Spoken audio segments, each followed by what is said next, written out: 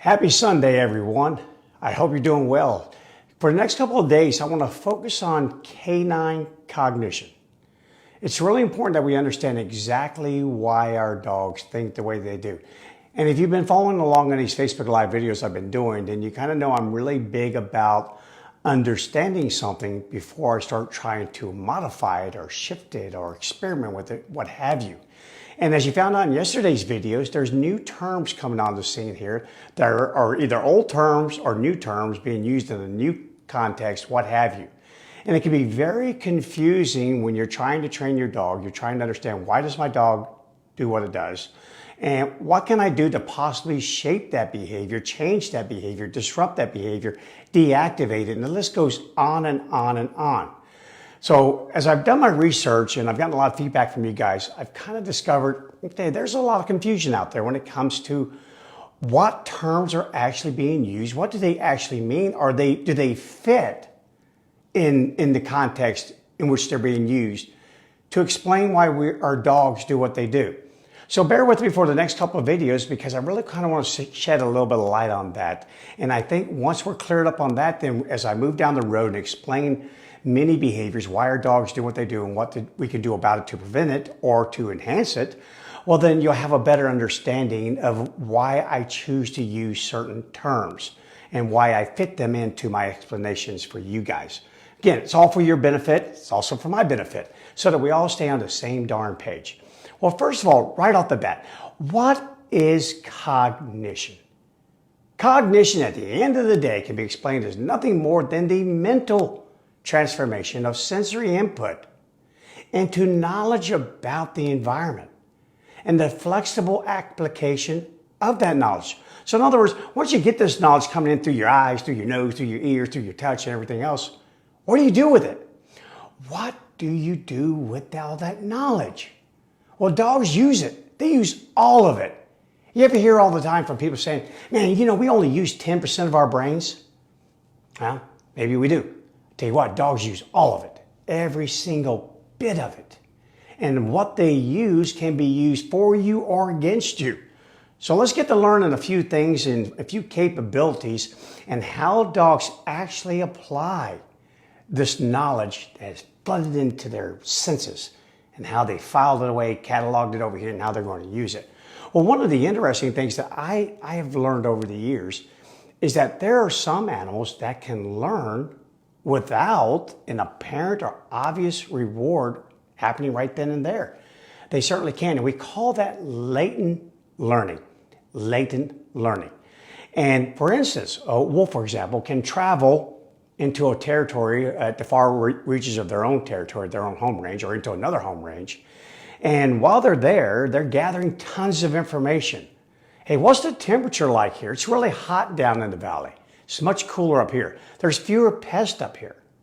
And there's a lot of water here, a lot of shade. There's also a great amount of clues telling me there's either been food here or there's food here.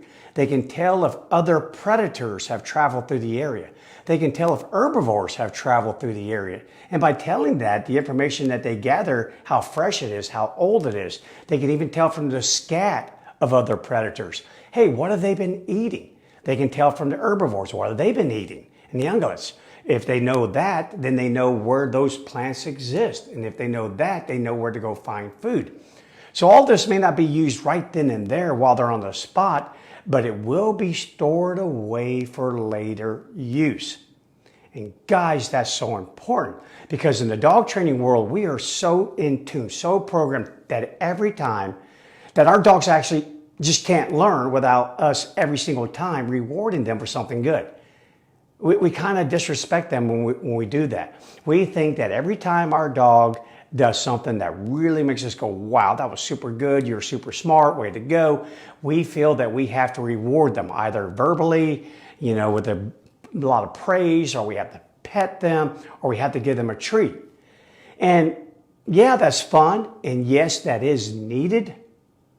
But if we do it too much, then we're a distractor for them. They're trying to learn about their environment. Remember, they have a lot of senses coming in their heads here. And they're trying to process that information. And here you are, oh, what a good dog, what a good dog, what a good dog. when they're trying to learn. And sometimes by giving too many rewards, we cause the animal to habituate to our rewards.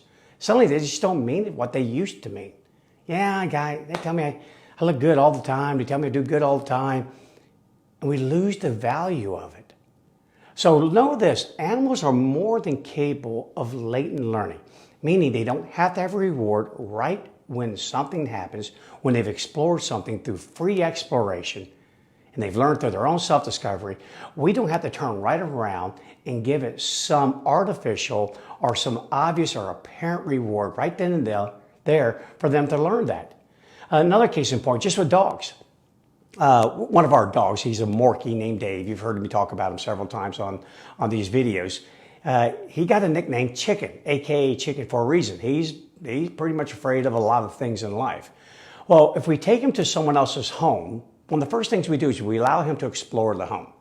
And he does. And just recently, we took him to some relative's home. He explored, but then another relative came over with their dog. That scared him to death. He does not like unfamiliar dogs. And so the next thing you know, Dave's gone. So we're all looking around going, where the heck is Dave? Where did Dave go? You want to see Dave? You want to see him Chicken? He was underneath, dead smack in the middle. If you took a measuring tape and you measured this king-size bed in my in-laws' bedroom, dead smack, crosshair, right on center, that's where he was. Yeah, and you're thinking, how did he know that? I don't even know where that bedroom is. So how did he know where that bedroom was? Because he'd been there to this home before. He had stored this information away in case he ever had to use it. How many times have you gotten out suitcases and your dog's already at the door? I used to own a dog, I swear. I don't know how I figured it out. It took me a long time that every time I touched my wallet, he was at my front door.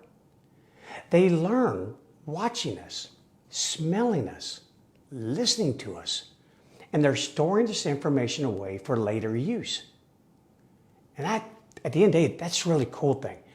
And we know this for a fact because many years ago, Dr. Lee Metzger did an experiment in which he was studying, trying to draw a comparison between screech owl predation with white-footed mice, resident mice, and transient mice. So the study went kind of like this. A pair of mice were released into a room that was inhabited by a screech owl. Now, one of the mice had been given access to this room a few days prior without the screech owl being in it, obviously. The other mice had not. So when these mice were released into this room, the screech owl hunted them.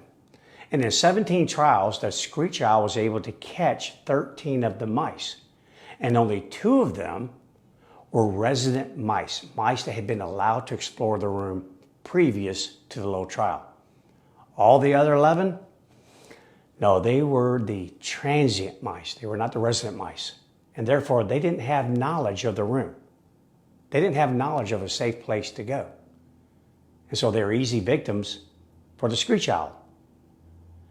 You've heard me say before, anytime a behavior has survival value, they're going to learn it, whether you like it or not. So guys, this is called latent learning. It's happening right this very second with your dog. Embrace it.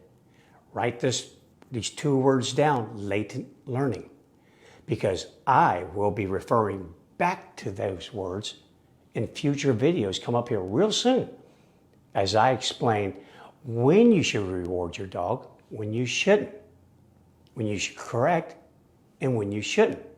In other words, when do we just give them the benefit of the doubt that they got it? And quit being a distractor and constant presence always in their face when they do kind of good. And I'll also be using latent learning to explain, because I'm going to do a short series on why we lose our dogs. Why do dogs who live in perfectly happy homes, they seem to be happy, no one knows for sure, leave? How do dogs become lost? Did you know that latent learning is both a good thing and a bad thing when it comes to those situations? It can be the magnet that draws your dog back to your home. If they've been walked several times in an area, allowed to explore that area, they will learn how to find their way home. And no, just so you know right now, dogs do not track their way home. They travel by line of sight first. We'll talk more about that later. How wolves will use olfactory beacons in the form of urine drops is like a Hansel and Gretel breadcrumb trail back to the home territory. But some of that kind of went away with genetic drift with our domestic dogs. But latent learning is also one of the reasons. It's the big lure to pull your dog away from your home. Yeah, we went for a 5-mile walk away from the house. And while we were on that walk, I discovered a lot of neat things about this particular habitat. It's a rich habitat. Wow, they've got tons of stuff here. So the next thing you know, as soon as you give your dog a little bit of daylight, and they're headed to that rich habitat. Problem is, you guided them to that rich habitat, and you guided them back home. Now all of a sudden, you're not around. So finding my way back home can be very difficult on my own. But we'll get more into that later in future videos coming up here. So I'll explain why that happens, because it happens a lot. That's how we end up with so many dogs in animal shelters, so many strays, so many free-ranging dogs, and eventually even feral dogs. We'll talk about why they want to do this, why they want to go away. What can you do about it? How can you use latent learning to prevent this from happening? How can you use it to teach your dog how to find its way home? So guys, write it down.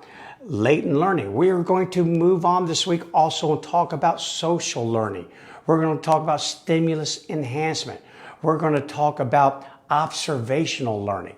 All of these things so that you know when I use them or when you read them, you know what's being said and hopefully it's being used correctly. And all that at the end of the day does one thing. If you understand your dog a lot more than what you currently do, then the future is a lot brighter for you and your dog because you won't get caught off guard and you won't fall for any of this, a lot of this junk that's out there on the internet right now. Okay, that's it for today. Latent learning it is. Hopefully you did a little latent learning. I didn't have to reward you for this. You just picked it up. Stay tuned for tomorrow. We're going to do a little bit more learning. And of course, as always, if you found this beneficial, share it with someone. And if you want me to talk about something on one of these Facebook Live videos or you want me to answer a question for you, send them my way. I'll be glad to plug them in. Got several more days to go. All right, guys, enjoy the rest of your day. I've enjoyed being with you. Take care.